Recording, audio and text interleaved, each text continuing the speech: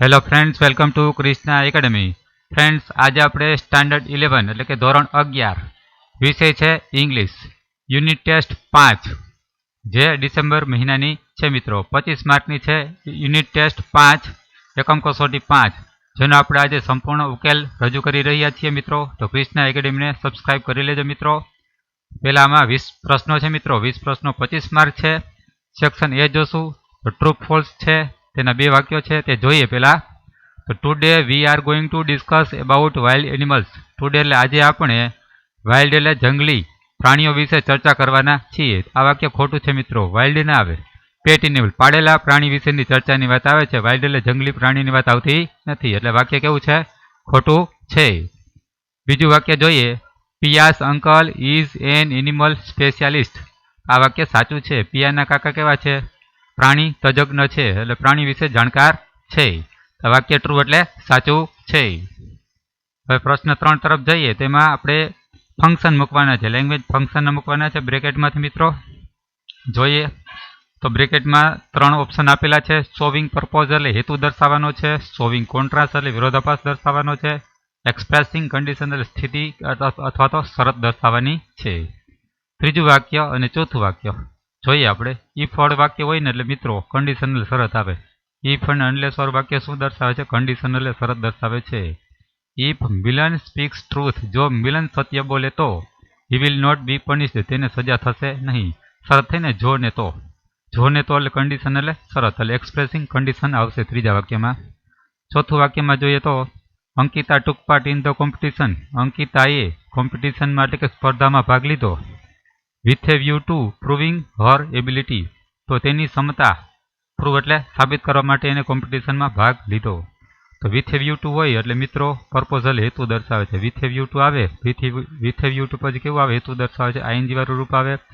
With a view two હોય એટલે હેતુ હોય, હેતુ એટલે પર્પોઝ આવશે મિત્રો. શું આવશે? પર્પોઝ આવશે. યાદ રાખો, ઇફ ને અનલેસ વાળું વાક્ય કન્ડિશન દર્શાવે ને વિથ એ વ્યૂ ટુ વાળું વાક્ય શું દર્શાવે છે? વિથ એ વ્યૂ ટુ એટલે પર્પોઝ આવશે મિત્રો, પર્પોઝ આવશે. હવે આપણે વાક્ય નંબર 5 જોશું. તો તેમાં પણ બરાબર બ્રેકેટમાં આપેલું છે પ્રમાણે આગળ જવાનું છે, રિસ્પોન્સ દેવાના છે. 5મા પ્રશ્નમાં જોઈએ તો સ્નેહા અને પાયલ વાતચીત કરે છે. સ્નેહા કહે છે કે when did you reach the school Payal. તો સ્નેહા પાયલને પૂછે છે કે તું શાળાએ ક્યારે પહોંચી? તું શાળાએ ક્યારે પહોંચી? તો પાયલ કહે છે શોવિંગ ટાઈમ એટલે ટાઈમ કહે છે. તો આમાં મિત્રો ABCD 4 ઓપ્શન આપેલા છે, તેમાં સાચો જવાબ આપણે ડી લખેલ છે. ડી ઓપ્શનમાં લખેલ છે D. As soon as the bell રેંગ, જેવો બેલ ભાગ્યો એટલે કે ઘંટડી વાગી કે તરત હું શાળાએ પહોંચી. આઈ રીચડ ધ સ્કૂલ. તો મિત્રો ડી ઓપ્શન સાચો છે. તેમાં આપણે ABCD આપેલા છે, એમાં ડી ઓપ્શન આપણે સાચો જવાબ છે તે જ લખેલ છે. તો ક્યારે શાળાએ પહોંચ્યું? તો ડી ઓપ્શનમાં છે શોવિંગ ટાઈમ એટલે સમય દર્શાવવાનો છે. As soon as the bell રેંગ, જેવો બેલ વાગ્યો કે તરત હું શાળાએ પહોંચી. છઠ્ઠો પણ એ ટાઈપનો પ્રશ્ન જોશું. મિસ્ટર શાહ અને મિસ્ટર રાઠોડ છે. મિસ્ટર શાહ કહે છે કે why did hour team win the match against Pakistan. શા માટે આપણી ટીમ પાકિસ્તાન સામે જીતી? તો મિસ્ટર રાઠોડ જવાબ દેશે, પણ શું દર્શાવશે? કમ્પેરિઝન એટલે સરખામણી કરતી. તો કમ્પેરિઝન એટલે કમ્પેરેટિવ ડિગ્રી એટલે ધ્યાન આવશે મિત્રો. તો એ ઓપ્શન તેમાં આવશે. ABCDમાંથી કયો ઓપ્શન સાચો જવાબ છે મિત્રો? ઓપ્શન એમાં સાચો જવાબ છે. આન્સર છે મિત્રો, આન્સર જોઈએ તો our team played better than the team of Pakistan. આપણી ટીમ છે ને સારું રમી પાકિસ્તાનની ટીમ કરતા. એટલે ધેન એટલે કમ્પેરેટિવ ડિગ્રી દર્શાવે છે મિત્રો, કમ્પેરિઝન. તો છઠ્ઠામાં પણ આપણે ઓપ્શન એ છે સાચો જવાબ લખેલ છે લાલ અક્ષરમાં. Our team played better than the team of Pakistan. આપણી ટીમ પાકિસ્તાન કરતાં સારું રમી. કમ્પેરિઝન છે એટલે કે ધેન અહીંયા આવશે ડબલ, બરાબર. કમ્પેરિઝન એટલે કે કમ્પેરેટિવ ડિગ્રી છે. હવે મિત્રો 7મા પ્રશ્નમાં આપણે શું કરવાનું છે? અંડરલાઈન આપેલી છે, તો તેના પરથી વ પ્રશ્ન બનાવવાના છે. શું બનાવવાનું છે? વ પ્રશ્ન બનાવવાના છે. 7મા પ્રશ્નમાં જોઈએ તો Sardar Patel is known as the iron man of India.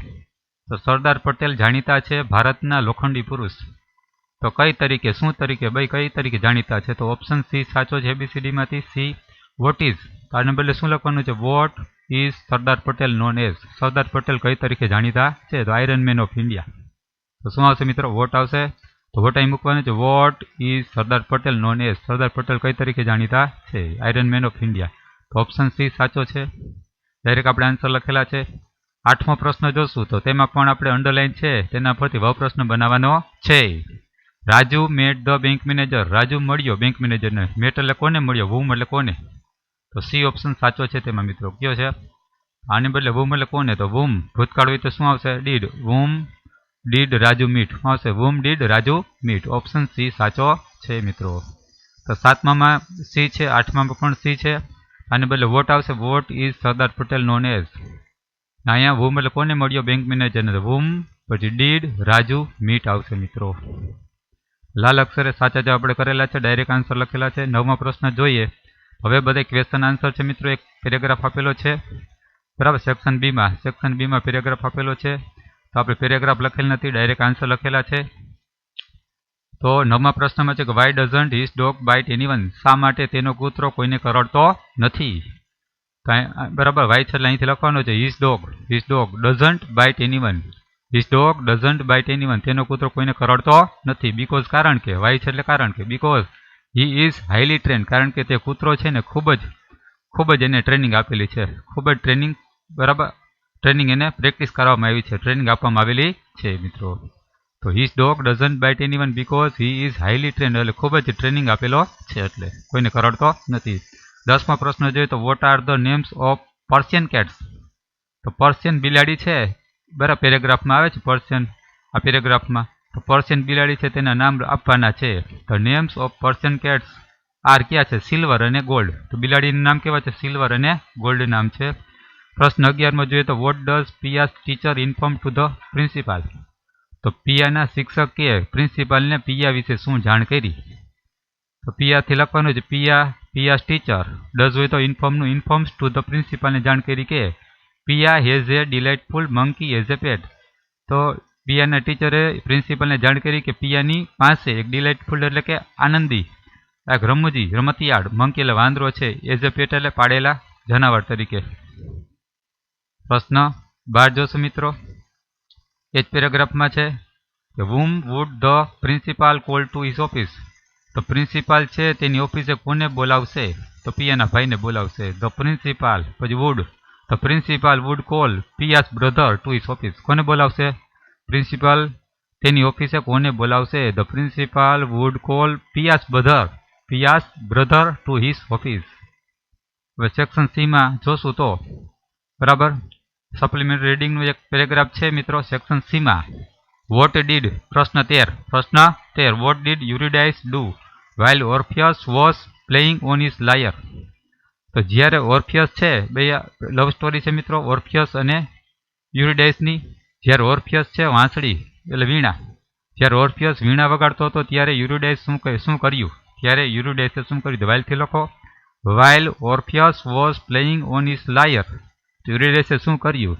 યુરિડાઇસ began એટલે ચાલુ કર્યું. ટુ પીક એટલે વીણવાનું. સમ ફ્લાવર્સ એટલે થોડાક ફૂલો વીણવાનું ચાલુ કર્યું મિત્રો. પેરેગ્રાફમાંથી શોધીને લખવાના છે. આપણે ડાયરેક્ટ આન્સર લખેલા છે લાલ અક્ષરમાં મિત્રો. While Orpheus was playing on his lyre. જ્યારે એને વીણા વગાડતો હતો ત્યારે યુરિડાઇસ બિગેન એટલે ચાલુ કર્યું. પીક સમ ફ્લાવર્સ એટલે ફૂલો વીણવાનું ચાલુ કર્યું. 14માં જોઈએ તો what did Orpheus decide after her death. તો હર એટલે કે તેની પ્રેમિકા હતી યુરિડાઇસ. તેના મૃત્યુ પછી ઓર્ફિયસે શું નક્કી કર્યું? ક્યાંથી લખે મિત્રો? ઓર્ફિયસ ડીડ હોય તો ડિસાઇડનું decided. Orpheus decided to go to the land of the dead. તો ક્યાં જવાનું નક્કી કર્યું મિત્રો? ડેડ એટલે મરેલાની ભૂમિ. મરેલાની લેન્ડ એટલે ભૂમિ પર જવાનું ઓર્ફિયસે નક્કી કર્યું. અને બ્રિંગ યુરિડાઇસ બેક અને યુરિડાઇસને પાછું લાવવાનું નક્કી કર્યું. તો શું નક્કી કર્યું? તો Orpheus decided to go to the land of the dead.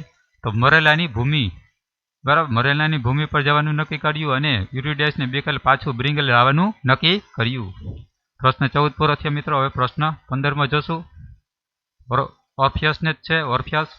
15મા પ્રશ્નમાં જોઈએ તો what was the condition of Orpheus after her death. Her એટલે કોણ? યુરિડાઇસ.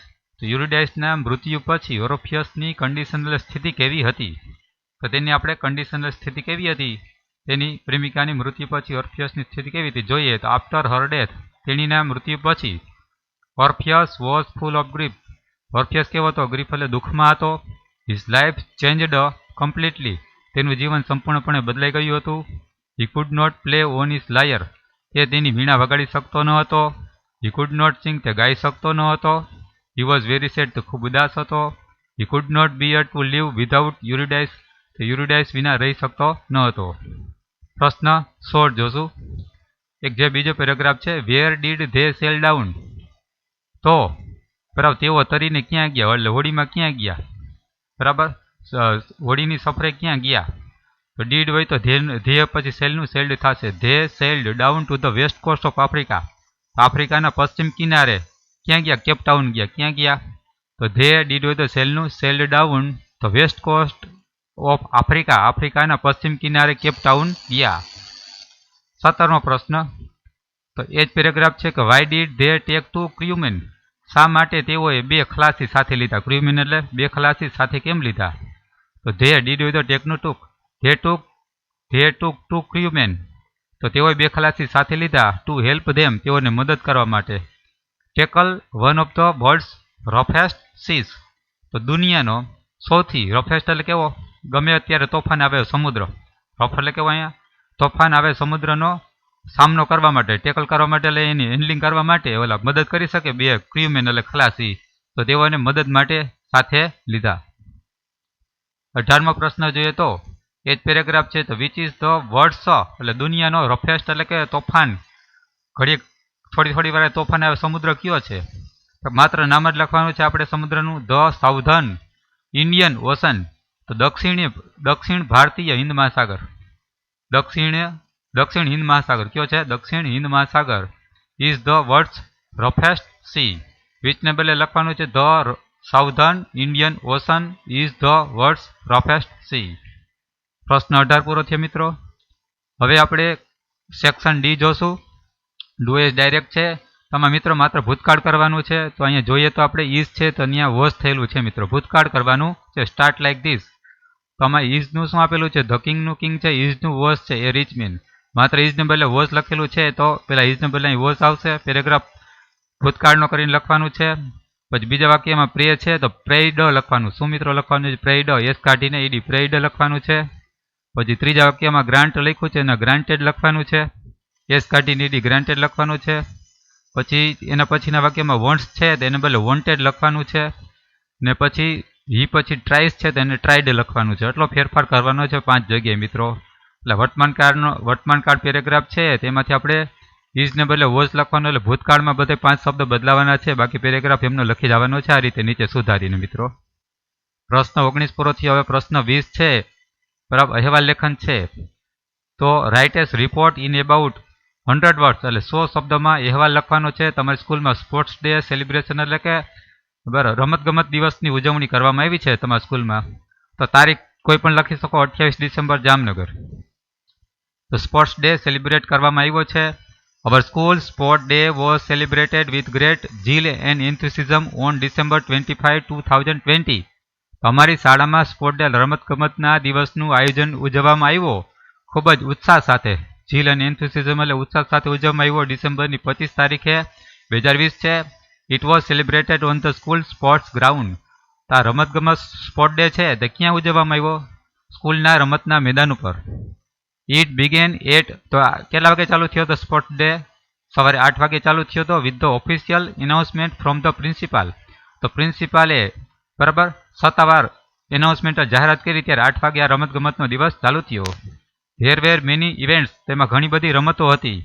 Each class had taken part in the events, તો દરેક ક્લાસે આ ઘણી રમતોમાં ભાગ લીધો હતો. The school band played beautiful music, તો અમારી સ્કૂલનું બેન્ડ હતું, બરાબર બેન્ડ હતું એને સુંદર મ્યુઝિક વગાડ્યું. There were also inter class events, તો અંદર ક્લાસના પણ ઇવેન્ટ એટલે રમતો હતી, જેવી કે લોંગ જમ્પ હતી, હાઈ જમ્પ એટલે ઊંચો કૂદકો, લાંબો કૂદકો, 100 મીટરની રેસ હતી. અવર સ્પોર્ટ્સ ટીચર, અમારા રમતગમતના શિક્ષક હતા, એને બધું પ્લાન એટલે આયોજન કર્યું હતું આ બધી રમતોનું. All the other teachers of the school, સ્કૂલના બીજા શિક્ષકો હતા એ પણ ઓલ્સો ઓન ધ ગ્રાઉન્ડ ઉપર હાજર હતા. શું કરવા હાજર હતા, સ્પોર્ટ્સ ટીચરને હેલ્પ એટલે મદદ કરવા માટે હાજર હતા. સમ સ્ટુડન્ટ્સ શોવડ સમ ગ્રેટ પરફોર્મન્સ, તો કેટલાક વિદ્યાર્થીએ સોડેલ બતાડ્યું ખૂબ જ સારો દેખાવ કર્યો રમતગમતમાં, અને broke the past records of the school, અને સ્કૂલના ભૂતકાળના રેકોર્ડને પણ તોડ્યા. ફાઇનલી અંતે all the winners were given medals and certificates by our principal, તો આ ખેલકૂદ પૂરા થયા પછી અમારા બરાબર. અમારા પ્રિન્સિપાલ છે એને બધા જ વિનર એટલે વિજેતાને ગિવન આપ્યા. શું આપ્યા? મેડલ્સ આપ્યા અને સર્ટિફિકેટ આપ્યા. ઇન ધ એન્ડ અંતમાં અમારા પ્રિન્સિપાલ છે એને ગેવ એ સ્મોલ સ્પીચ એટલે કે નાનકડું ભાષણ આપ્યું કે જીવનમાં રમતગમતનું કેવું ઇમ્પોર્ટન્સ એટલે મહત્વ છે. આફ્ટર ધેટ આના પછી વી હેડ લાઇટ રિફ્રેશમેન્ટ અમે થોડોક નાસ્તો પણ કર્યો. આ પૂરું થઈ ગયા પછી નાસ્તો કર્યો રિફ્રેશમેન્ટ અને then we all went home પછી અમે બધા ઘરે ગયા. તો આ રીતના વી એન્જોયડ એ લોટ અમે ખૂબ જ મજા માણી ઓન અવર સ્પોર્ટ્સ ડે એટલે અમારો સ્પોર્ટ્સ ડે હતો તે દિવસે અમે ખૂબ જ મજા માણી. તો મિત્રો અહીં આપણે પેપર પૂરું થાય છે બરાબર. તો આ ચેનલને સબસ્ક્રાઇબ કરી લેજો. Subscribe Krishna academy. Okay thanks.